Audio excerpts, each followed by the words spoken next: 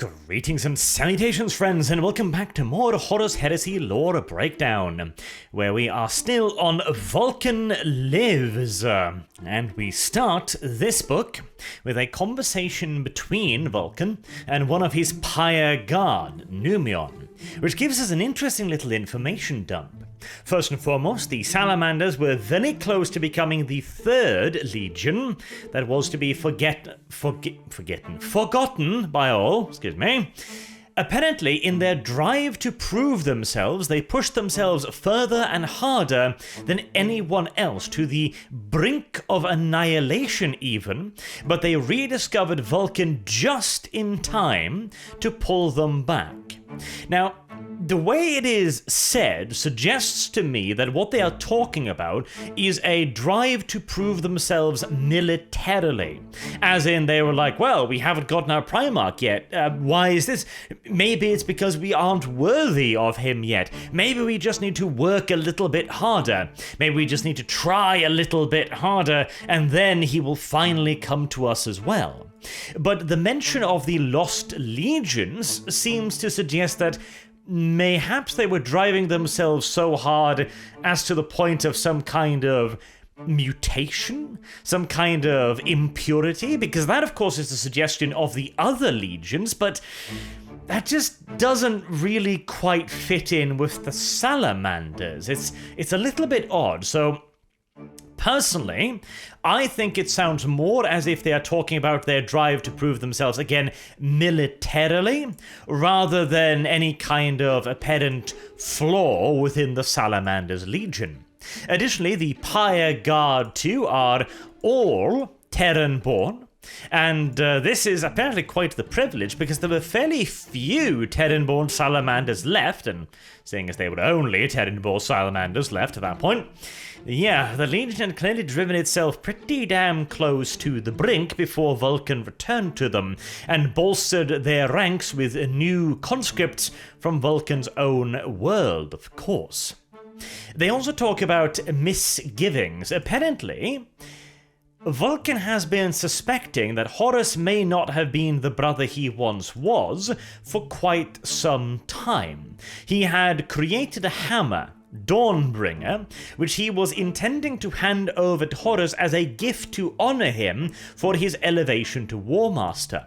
But after having set up a holocall with Horus Lupercal, he had suddenly been overcome with the feeling that this was no longer the brother he knew, that somehow Horus had been twisted, that a cancer was growing within him, and that he must not give him this weapon, this boon. That's very interesting. Now, it is a little unclear as to precisely when this was, because, of course, again, depending upon the time, this could very much so be the case. If this holocall was taking place right after the events of Horus being stabbed and being dragged off to Davin, for example, then yes, there very much so was a cancer growing within Horus's heart, absolutely. But it kind of sounds like this was done more immediately after his elevation to War Master, which makes it even more interesting. So how did he know? How did he feel? Is it just because Vulkan is, the most human of the Primarchs that he was able to detect the taint earlier than anyone else? Certainly not impossible. Did he simply just have better instincts, I suppose we should say? Again, not impossible. Vulkan always was the most human of the Primarchs, and that's not just referring to how he was more, how to put it, empathic. It also refers a great deal to how he actually could put himself into the stead of the humans, something that many of the Primarchs really genuinely quite struggled with. They couldn't identify with these lowly beings in many ways, and I mean, understandably so. The Space Marines are superhuman in the most literal meaning of the word. It wouldn't honestly be all that surprising for them to go like, yeah, I can't really identify with this small, squishy, weak human being. Huh? There's a certain degree of sense in that. Or, alternatively, it could also be the case that maybe this wasn't the first time Vulkan was visited by Eldar apparitions. He simply didn't remember/know about it. Though, at that point, we might be heading a little bit too much into pure speculative territory, I suppose. We then diverge off into a more philosophical direction. Oh my, indeed.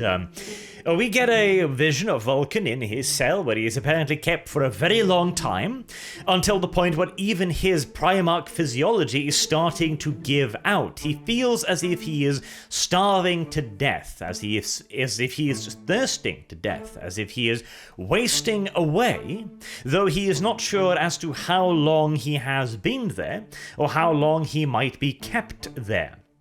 He grows slowly more desperate until the room is filled with water, through which electricity is then passed, and this apparently gets him to black out, it sounds as if, and then he hears a voice calling to him. He wakes up and finds himself sitting at a table, firmly bound from hands and legs so as to be completely unable to move. And opposite him sits, once more, the Revenant of Ferrus Manus, who bids Vulkan to eat, dear brother, eat, as before him on the table lies a grand feast, although it is starting to show signs of decay, as if it was placed upon the table and then forgotten about for days and days. Vulkan tries to eat, but he is bound so firmly that he can't move an inch, and so he is entirely unable to. He then dimly becomes aware of several other figures sitting around the table as well. They have had their hands chopped off, and forks and spoons and such have been hammered into the raw steel bleeding stumps of their arms, and they are wailing, they are mewling, they are moving about, not really trying to get at the food, they're just waving their hands.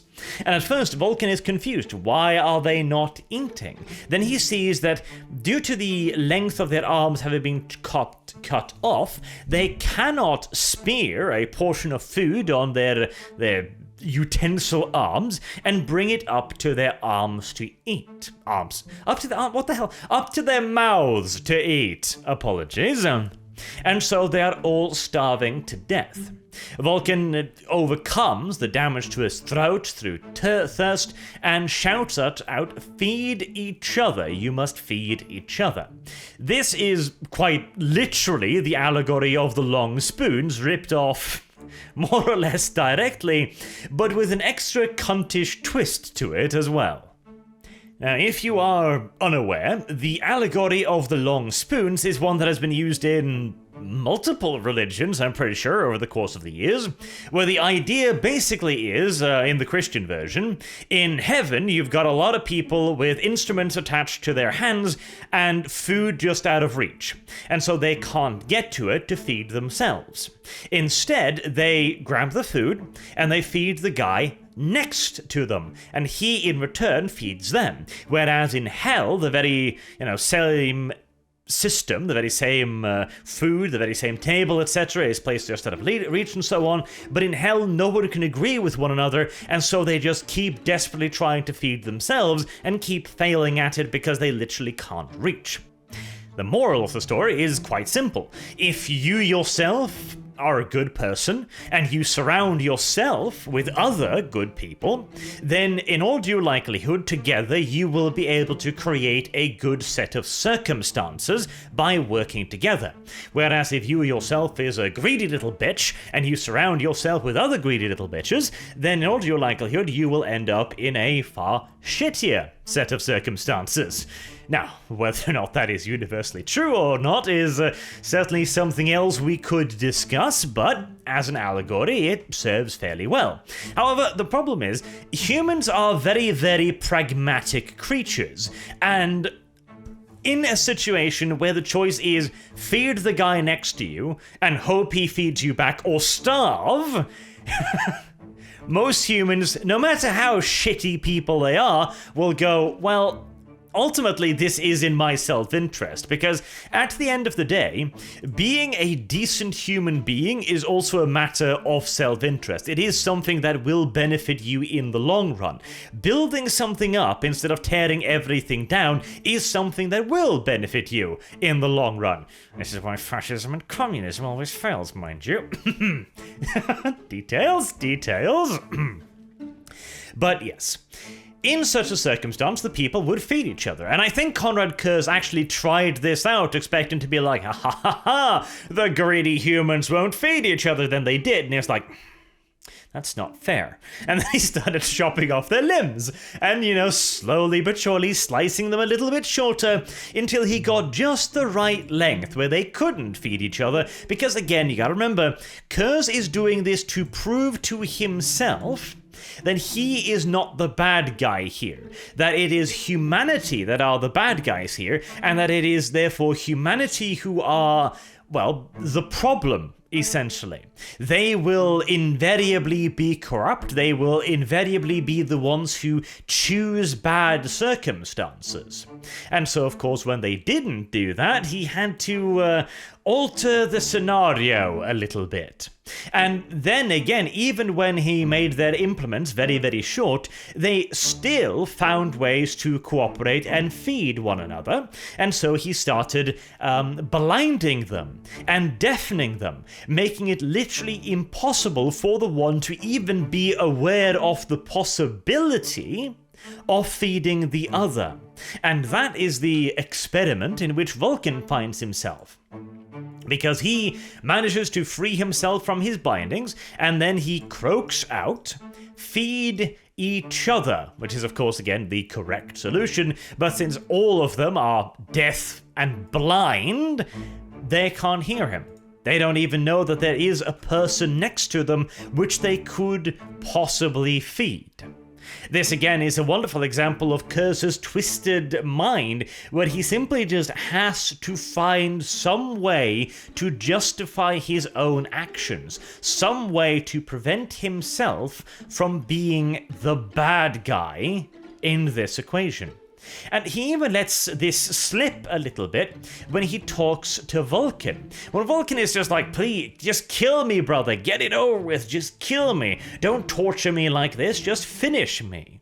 And Curze feels, he sounds distraught for a moment, where he's like, I don't want you to beg, brother. You are so much better than that, before kind of catching himself and going, at least you think you are so much better than that, so much better than me. I don't want you to beg. I want to prove to you that you are in the wrong as well. And I've tried to kill you, brother. I've cut off your head. I've speared your heart. I've punctured every major organ. I've burnt you. I've frozen you. I've dismembered you, and yet you keep coming back. You just will not die, Vulkan. And that appears to be the first time that he informs Vulkan, and Vulkan himself also gets to hear that, oh shit, apparently he's immortal. Well.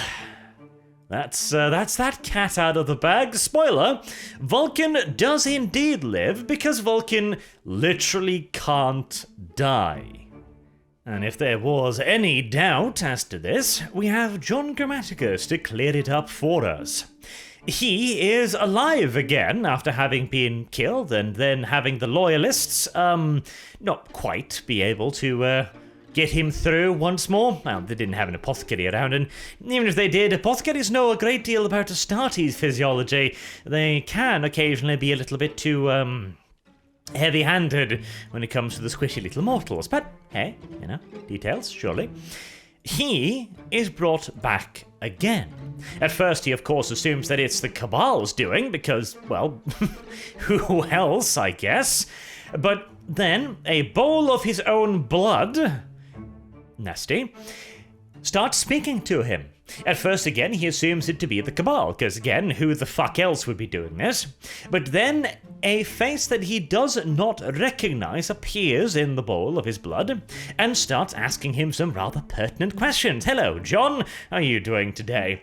Would you like to be alive again? I mean, you don't have a choice in that, obviously. And the elder even goes on to go like, I know you're going to do what I tell you to, but, you know, I like asking because I'm a polite type of elder.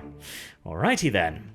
Apparently, John is going to go off and help Vulkan in some way or form, as the Eldar informs him that Vulkan is in a rather shitty place right now, and yeah, no doubt about that. That's for them bloody sure also. How precisely? Well, the Eldar doesn't tell him. All he does tell him is that he has a great deal of knowledge.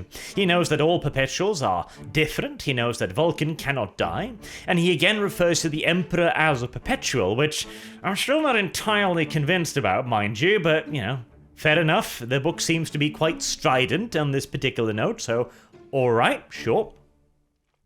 And this also is in reference to Elias, the word-bearer cleric as well. He was overjoyed when he found the fulgurite and figured, oh my, this'll really be something nice and useful. I can use this to ascend without Erebus's help. And so he tries to carry out a ritual to corrupt the fulgurite, presumably. Unfortunately for him, it doesn't really work out overly well, and the fulgurite ends up burning his arm off. Whoopsie. Yeah, that's that is a little bit of a problem, isn't it? How precisely did this happen? Well, we don't quite know, but we can certainly guess, can't we? If this thing is indeed a manifestation of the Emperor's might, as we have been led to believe relatively, clearly and statedly, then yeah, trying to corrupt that with a chaos ritual is probably gonna end up rather poorly, is it not? The Emperor is unlikely to stand by and let that happen, and again, if this is indeed some form of manifestation of his might, then in all due likelihood, with the Emperor having essentially turned into an anti-chaos god even at this early point in time, yeah, that's likely to have some less than beneficial side effects for Elias. Ergo the whole hand getting burned off and so on. And so, Elias, realizing his mistake, now needs to crawl back home to Erebus and beg him for help. Oh my, yeah, that's gotta sting. And meanwhile, John Grammaticus is back on his feet once more, and is talking to the Salamander Loyalist about how they should totally trust him, and not shoot the man who just returned from the dead. Considering the Salamanders are getting a little bit more used to, demons and such other nonsense at this point in time, yeah, they're probably sorely tempted to simply just put a bolt round in the apparition, but they do contain themselves, at the very least for the time being, deciding to, well, not necessarily listen to the apparition, but at the very least they let it speak for long enough for here Grammaticus to explain, well, what he is and why he's still alive. He tells them that he is a perpetual, that he cannot die, and so even if they were to shoot him, it would do them a fat load of good in all due likelihood. He also tells them that Vulkan is like he is. Vulkan is another perpetual. I don't know if necessarily this is correct though, because, well, if Vulkan is actually a perpetual, then, well, apparently the Emperor has figured out how to make perpetuals, which has a whole, that really does bring along with it a great deal of other issues as well, doesn't it? So, I don't know if...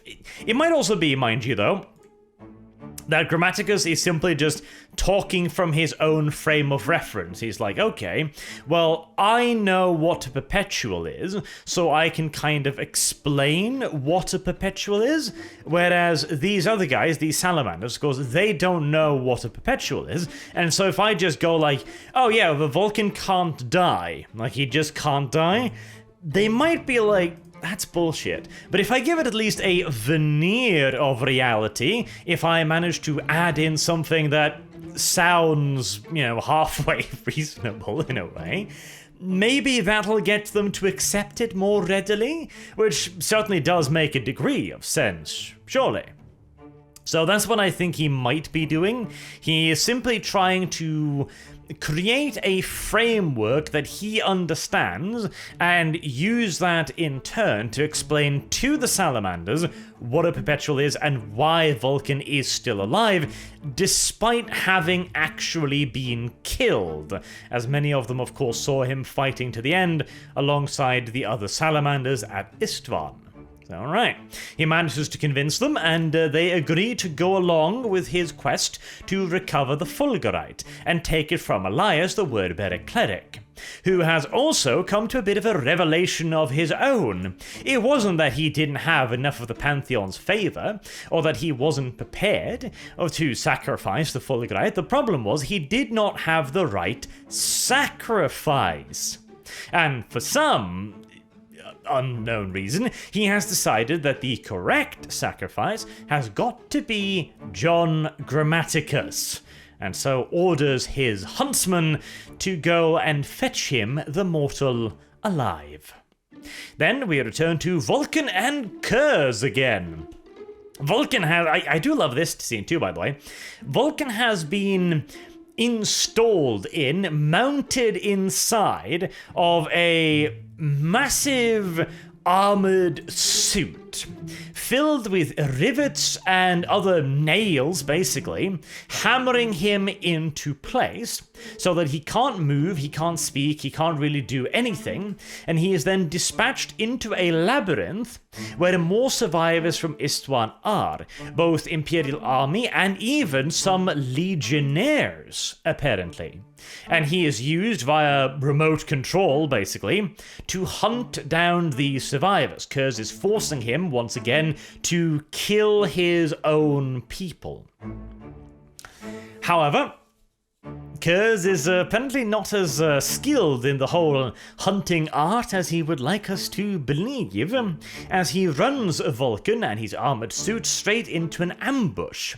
This cuts some of the power feeds into the suit, which allows Vulkan just enough control whilst he is fighting Nemetor, his beloved advisor, to raise up his arm covered in all manners of horrible devices, spinning death chainsaws and the likes, you know the kind of stuff we're talking about here, and cut his own power feed, therefore making it impossible for him to kill Nemetor, and also allows him to raise his own hand up and sever his own head. Having successfully managed to stop himself from killing Nemetor, he is then brought back to life again. Apparently, the process is getting faster and faster, and it only took a couple hours for him to awaken once more this time. Kurz goes on to show him all of the new scars on his back. Vulkan mentioned earlier that he had noticed additional scars that he could not remember, which was unusual because all of these scars were essentially oaths of moment, and as a Primarch he has of course perfect recall. He should be able to identify any and all of these scars without any problems whatsoever. Now we know why. It's because Kurz was adding them for every time that he returned to life. And there are dozens upon dozens of these scars now plastered across Vulkan's back. This has been going on for quite some time, apparently, and Kurz is kind of starting to freak out a little bit. He is explaining things to Vulkan. He is telling him things that I don't think he really wanted to tell. Or perhaps it's things that he has simply never dared to tell. Perhaps that might be another interpretation as well. He talks about how unfair he finds it. The Emperor gave Vulkan eternal life, whereas poor Conrad, he gave him nothing but eternal darkness. The Night Haunter, he says, has killed Conrad Kurz, and Kurz is dead. For him, there is nothing but darkness now, nothing but despair.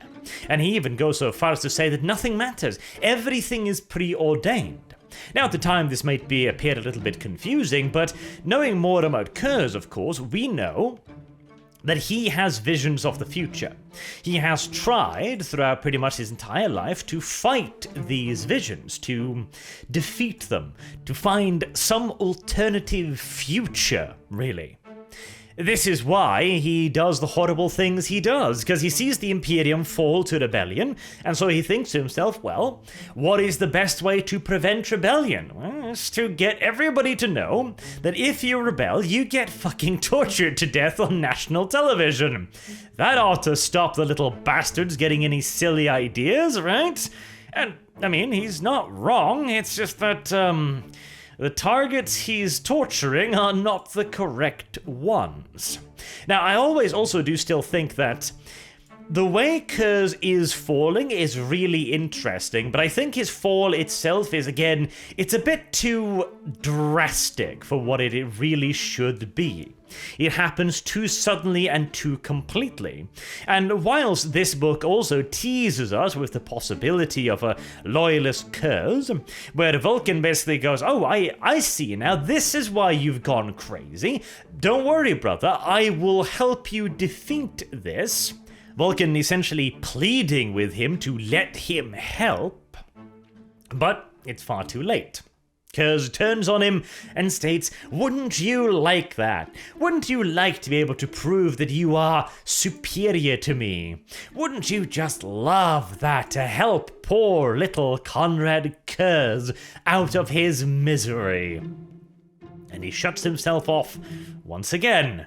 And the torture of Vulkan will continue, although cryptically, Kurz promises that there will be an end to this, one way or another.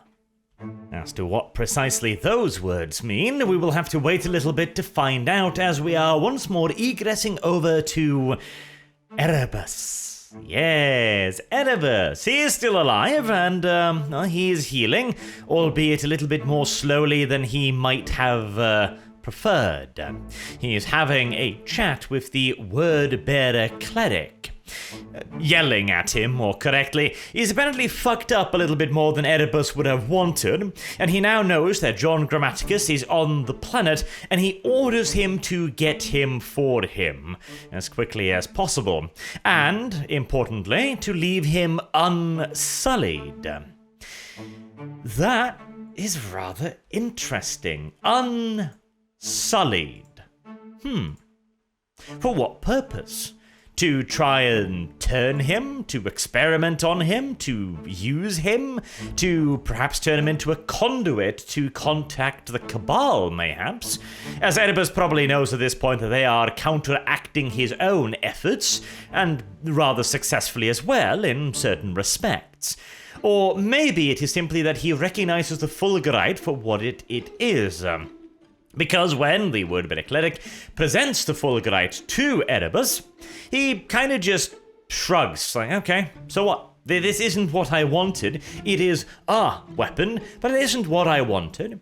It is not the weapon I sent you here to seek. He seems to dismiss it entirely as an, well, unimportant little thing, some minor entity, some minor trophy, some unimportant piece of trivia. Interesting. Could it be that Oedipus doesn't know? In fact, it seems eminently likely. Oedipus also talks about how he is healing, how his skin is blackening and turning tougher, and he is convinced that this is the continued patronage of the Pantheon, and that he still has their favor, which he probably does, though he also realizes that that favor is starting to slip. Horus, he thinks to himself, is not turning out to be the pawn that Erebus had promised. Horus appears to have far too much of a mind of his own for both his and the Pantheon's preference, particularly after the debacle with Sanguinius.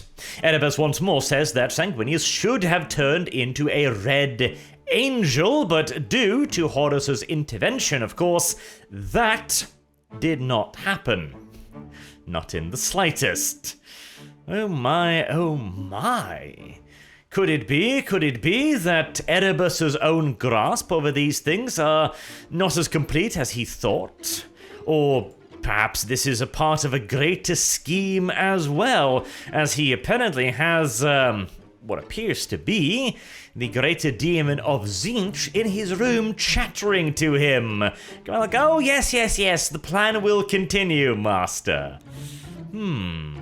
Yes, I think Erebus might have overestimated his value to the Pantheon quite considerably. Quite considerably indeed. And now, an advertisement. I have overestimated my value to you two, apparently, since now they're just adding in mid-roll ads without me even doing anything. Which would have been nice if they didn't add 20 of them. But hey, details. And now we return once more to Vulkan in his cell. And, see, this was a good idea. So, Korax arrives in Vulkan's cell and is like, brother, I've come to save you. And Vulkan is like, oh, this is absolutely real. I can feel all of this, except it is presented almost like a dream with a lot of hints that what's like actually going on. I think this would have worked out a lot better if it weren't for the fact that we already know, of course, that Korax never went there, but oh well. So it turns out to be a dream, blah blah blah. I feel like I don't even need to go over the events so much, or well, I'll talk about some of them. At the end of an attempted escape, Korax and Vulkan are told by Kurz that they need to fight one another to the death in a gladiatorial bout, or he is going to kill all of their captured sons. And Vulkan vacillates a little bit back and forth, like, oh, should I do it, shouldn't I do it, what am I willing to sacrifice, etc., whilst describing a yawning void of madness reaching up for him. I don't think this is an example of chaos or corn or anything like that. I think this is Vulkan's mind trying to protect itself. And eventually, Vulkan chooses to let himself die and be killed by Korax, whereupon he immediately awakens in a strange-looking cell surrounded by psychers. And his first sight upon awakening is his brother slaughtering all of them. Conrad didn't like that. Conrad did not like that at all. Vulkan asks him, did you expect me to kill him, referring to Korax? And Conrad simply shouts at him that you are not noble, you will break. Hammering home the point, if any more hammering was needed, that Conrad. See, there's kind of a similarity, so my brain is confusing the two now. Conrad wants Vulkan to become like him. He wants to not just break his body or his mind, he wants to prove to himself once more that he is not better than Conrad. But infuriatingly, Vulkan keeps proving just that. And the Salamander's Primarch is starting to catch on as well. He is then swiftly killed after Kurz finishes murdering all of the Psychers, and when he reawakens, he judges that quite some bit of time has actually passed. And when next he meets Kurz, it is in front of a labyrinth. This, then, is the labyrinth, the iron labyrinth that Petarabo had constructed for Kurz. And right outside it hangs a massive painting depicting Istvan, except with all of the combatants wearing medieval-style armor, and apparently this has been painted by one of their brothers, by Petarabo. Lover of the arts all of a sudden now, is he? Then again, I mean, I'm not particularly surprised. Kurz wants Vulkan to enter the labyrinth. And as bait, he has placed within it Vulkan's hammer, Dawnbringer, the weapon that he was going to hand over to Horus, in addition also to a group of Vulkan's sons hanging from chains in the rafters. Vulkan needs to find his way to the center of the labyrinth, retrieve the hammer, and save his sons, whilst Kurz, of course, will be hunting him. But this time, Vulkan doesn't just roll over passively. He throws a few barbs Kurz's way.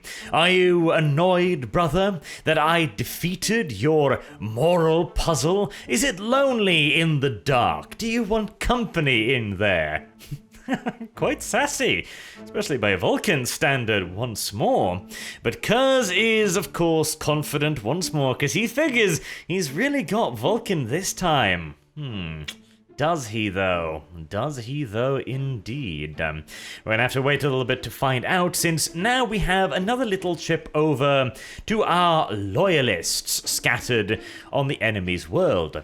Elias, the word-bearer cleric, has joined up with his advanced forces, the hunting party, hunting the loyalists, but they fall into a trap that they have prepared. Over-eager, they fall for the bait. The Salamanders, having escaped a straight-up assault by the 17th Legion, had one of their numbers so wounded that he could not possibly live, a Tech Marine, and so he volunteers to become the bait, sitting hunched over near a campfire, which is then snuck on upon by the word-bearers, stabbing the corpse, releasing a cluster of grenades. The word-bearer's force is suddenly thrown into confusion. Incendiaries detonating in their midst, their tunnel that they had recently arrived from collapsing behind them, and the few that are left are cut down by a hail of bolter fire and charging salamanders, with Elias and Narek just barely able to throw themselves off the cliff and into a swamp deep below to make their escape.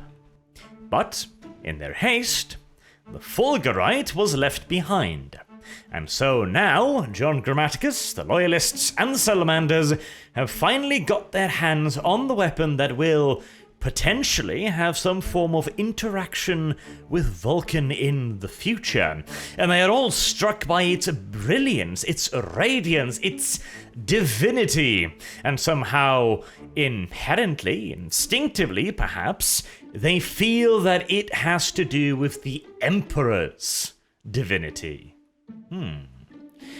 Well, considering the sheer psychic might of the God Emperor, I guess we shouldn't be overly surprised that an artifact created at his hands would have a certain radiance to it. Thusly fully convinced of the value of the Fulgurite, the remaining loyalists devise a plan to get off-world, or at least to get Grammaticus off the world. The majority of the loyalists will assault the city's starport, knowing full well that it is going to be heavily guarded and in all due likelihood not an objective they will be able to seize. They are going to be decoys. Whilst John Grammaticus is taken to a hidden ship that will be able to reach orbit, and then finally the allied vessel hanging out in system. Doing this, they will be able to get both John Grammaticus and the Fulgurite off-world, and hopefully, thereafter, heading off to whatever fate binds the Fulgurite and Vulkan together. But this is not to be. They are, at the very end, caught by their pursuers through warp-crafty nonsense means.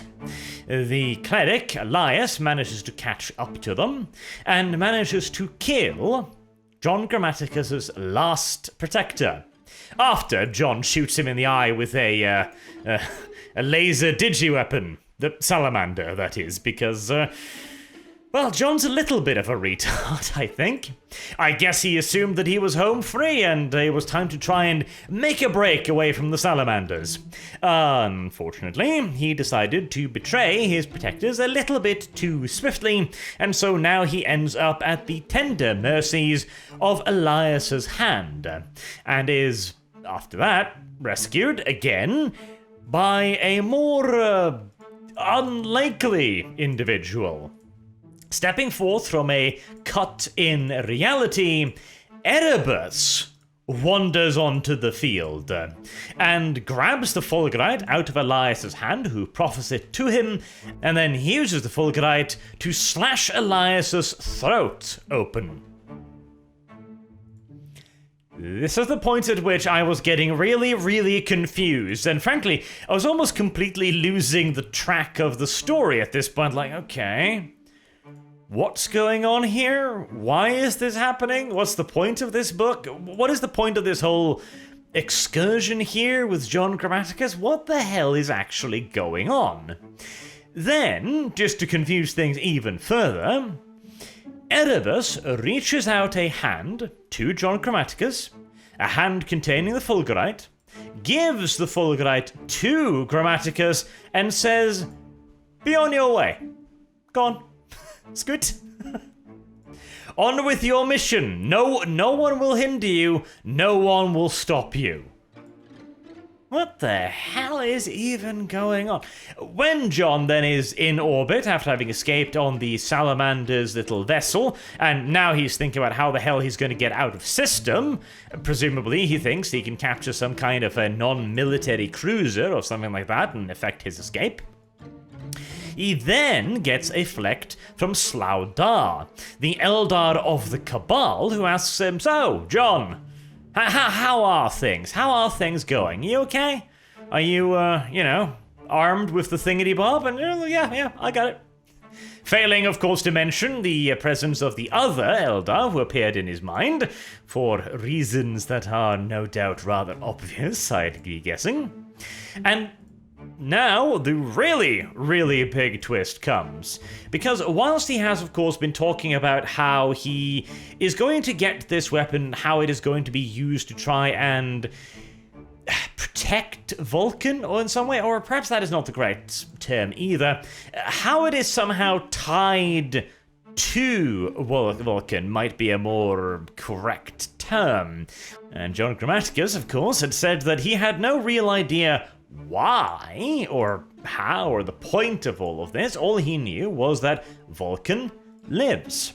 And the reason why he knows that Vulkan lives is that his mission is to kill Vulkan on Macragge. Okay. Things are really getting crazy here now, right? Okay, so he's being sent to kill Vulkan. Now again, John Grammaticus doesn't understand this either. He's like, why Vulkan? Why him? Why not the Lion, or Kurz, or anyone else? And Slaudar's just like, I don't care if you don't understand. You're just a monkeg. Which I swear they keep pronouncing monkey rather than monkeg, but, oh, details. I suppose monkey's really more insulting, I suppose. So right, John Grammaticus in on a mission to kill Vulkan. Now, of course, we do know at this point that his mission from the Cabal is essentially to just destroy humanity, practically. That is the basic outlaying of his mission, because that will cause Chaos to win the war, and then with Horus eventually being overcome by guilt, la-di-da-la-di, he'll go crazy, and then Chaos will destroy itself in a second massive Imperial civil war, which... fair enough. I can certainly see that happening, sure. But killing Vulkan, how the hell does Vulkan fit into all of this?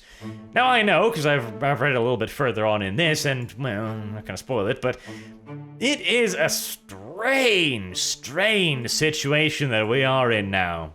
As for Vulkan, of course, because it seems like we've been skipping a few beats here, Vulkan is, of course, still aboard Kurz's ship. However, Kurz had challenged him and had him engage in a little bit of a duel of sorts. They were chasing one another through Peterabo's labyrinth. Kurz to further torture Vulkan, I suppose, and Vulkan because he has seen a potential escape path for himself that he is going to try and grasp with both hands. Kurz, of course, torments him as he heads through the labyrinth, and swiftly Vulkan realizes that there is absolutely no goddamn way he's ever making it through this labyrinth. Having been conceived of in the mind of Perturabo, it is simply just beyond Vulkan's capacity to unravel. Which, yeah, in all due likelihood, probably that's actually quite correct. Perturabo is quite the genius, after all, regardless of how he is also a little bit of a whiny bitch, but he's certainly very, very good at making labyrinth. That there is no doubt. And so he realizes that his only chance here is to trick Kurz into showing him the way. And so he begins goading him, because, of course, Kurz has joined in the labyrinth right alongside Vulkan to continue to torment him. If only Kurz could have kept his own humors in balance, he would have won this one quite handily, but, well, it's Kurz, so, yeah. No dice there, unsurprisingly. Eventually, Conrad decides that he's getting sick of this little game of theirs. No. Much better to take up Vulkan on his challenge and finish this directly. And so he simply just turns off the labyrinth. It disassembles, revealing the location of Dawnbringer. Of course, expecting a trap, Vulkan approaches it very, very carefully, and yes indeed, there is a power field surrounding the hammer. When he reaches out to it, he realizes, okay, again, obviously, Kurz did not want me to actually get this far and actually get to the hammer, so he must be nearby, and so he engages in more goading, and Conrad, once more, reveals himself. I'm not going to go over the goading because it just, again, reaffirms the point that we've been talking about for a while now, that Kurz really actually kind of wants somebody to just fucking kill him at this point. However, he does reveal himself. He does attack Vulkan, and he does so in a fit of rage, and uncontrolledly so, allowing Vulkan to pivot around, grab a solid hold of the Night Haunter, and use him as a sledgehammer to crush open the energy field protecting Dawnbringer. Having finally got a hold of his hammer, Vulkan immediately seizes it and uses it to beat the shit out of Kurz. Though, right before this, Kurz also taunts him and goes like, ha, I knew all along the hammer was a teleport homer. I've shielded this chamber, you silly goose. To which Vulkan simply just responds, okay, yeah, fair play. But it's also actually just a hammer. Which was a very good line. I approve of that one. I really do. As he then proceeds to beat the shit out of Kurz. Then we get to one of those silly things that I don't really like. He's got Kurz at his mercy, and Kurz is like, do it, kill me, because Kurz wants to die, and Vulkan also understands this. He knows that, he wants to die. He genuinely does actually want to die. He doesn't want to live. He knows he is a monster, and he knows he can't control it. He knows that he is bound by fate, to continue repeating these horrible acts for all eternity, and that there is de facto nothing he can do to stop it. But then Vulkan stops himself. And not only does he stop himself, he then also grandstands on it and goes like, well, see here, I wanted the hammer, I wanted to hurt you, Kurz, but more importantly, I wanted to prove to myself that I could resist the temptation of killing you. I fucking hate that kind of logic. It's like, no, he is your enemy. He is still the Night Haunter. Yeah, he is a pitiable soul, absolutely. There are my 2 goddamn videos on the topic. But he is still the Night Haunter. He is still a monster, and he is still, again, absolutely your enemy. Fucking kill him.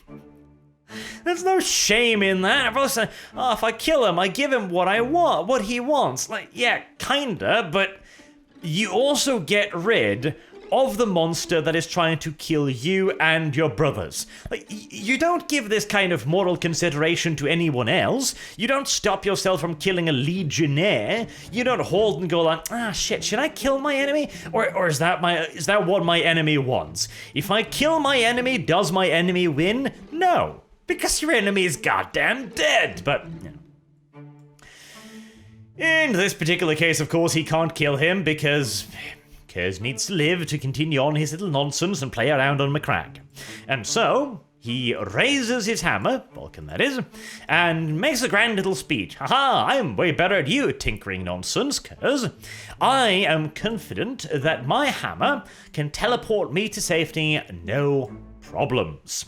And so, confidently, he presses the activation stud, and he's teleported, well, away, certainly.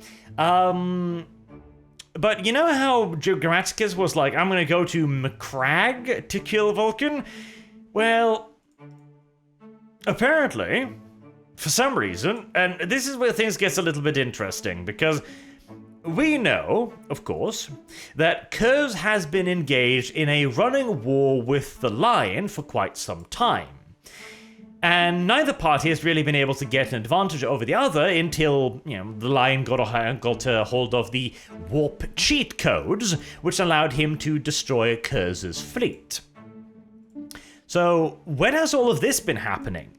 Has this been happening shortly after Istvan? But now Vulkan arrives in the upper orbit of Macragge. Specifically the upper orbit too, you know, the part that, you know, makes things burn. Yes. It doesn't end particularly well for poor little Vulkan. He gets scorched to blackened remnants and bones in the upper atmosphere as he, you know, goes towards the planet. And he does survive this too, I'll spoil that much, but he finally loses his mind. Which I'm like, okay, you were already burned to death like 3 times though? Why was this time so very special?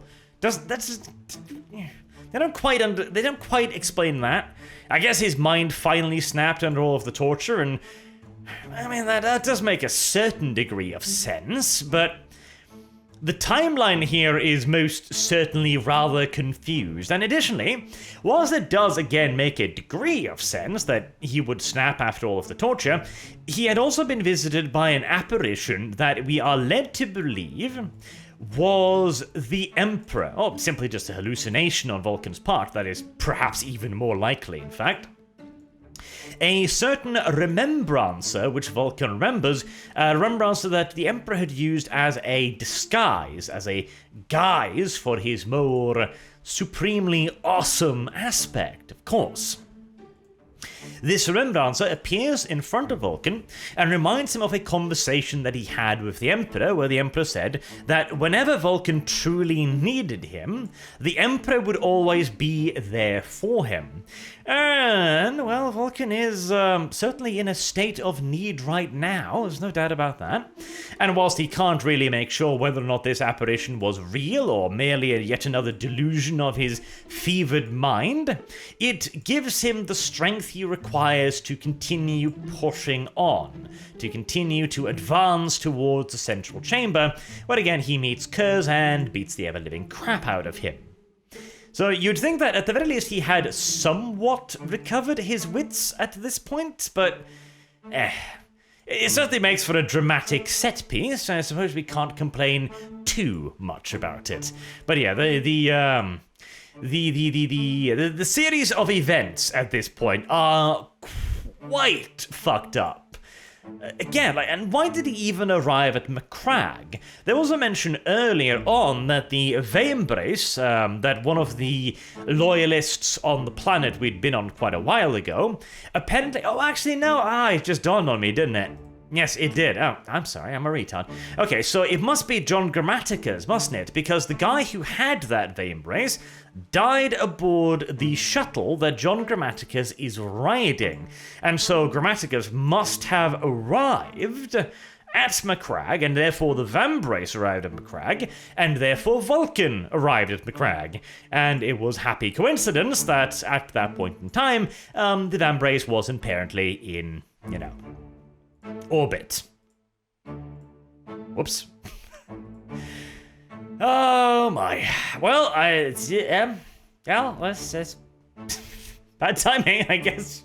Vulkan is probably as confused of the line of events as I am at this point. It's like, well, it's probably safe. I mean, what are the odds that this would appear in orbit? Relatively small. I can't fault him for taking the chance. Particularly, again, considering the rather inhospitable nature of his host. Yeah. After spending God only knows how many months, if not indeed years, in Conrad Kurz's sex dungeon, I imagine most people would just go, fuck it, and throw caution to the wind at that point. Nor can you really blame them for that action. But yeah, that must have been the explanation, I suppose. Didn't state that, but I'm assuming that's the explanation. And so, why is John Grammaticus heading there, and why does he think that he can kill Vulkan? Well, apparently, the Fulgurite is what can kill Vulkan. Now, without spoiling anything, the Fulgurite does indeed kill Vulkan, and also doesn't kill Vulkan. Which, of course, further confuses me about the Cabal's fucking aims in this. Aren't they Cabal just a bunch of retards, or is this some part of a truly convoluted bloody scheme? With the Eldar, it's frankly difficult to know, you know. The Eldar who decided to invade the Emperor's palace and charge at the Eternity Gate guarded by the Custodians and a pair of Warhound Titans, while screaming bloody murder and killing the Emperor's servants. And all of this was done for what reason? Well, to get an audience with Big E, of course. Fucking Eldar. Anywho, with that, we are at the end of Vulkan Lives, and so I will wrap it up there. Until next time, I've been Arch. Thank you all very much for listening, and I hope to see you all again soon. Till then, have a good day.